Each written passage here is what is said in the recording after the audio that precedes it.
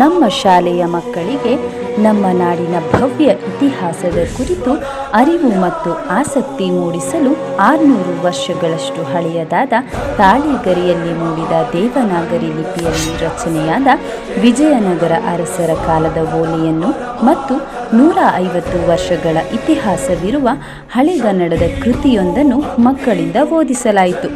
ಇತಿಹಾಸ ಸಂಶೋಧಕರಾದ N. Suresh sir ಅವರು ಸಂಗ್ರಹಿಸಿರುವ ಈ ಐತಿಹಾಸಿಕ ಮಹತ್ವದ ಅಮೂಲ್ಯ ದಾಖಲೆಗಳನ್ನು ನಮ್ಮ ಮಕ್ಕಳಿಗೆ ನೀಡಿದ್ದಲ್ಲದೆ ಅವರ ಇತಿಹಾಸದ ಅಗಾಧ ಜ್ಞಾನವನ್ನು ನಮ್ಮ ಮಕ್ಕಳೊಂದಿಗೆ ಹಂಚಿಕೊಂಡರು. ನಮ್ಮ ಶಾಲೆಯ ಪರವಾಗಿ ಅನಂತ ಧನ್ಯವಾದಗಳು ಸರ್.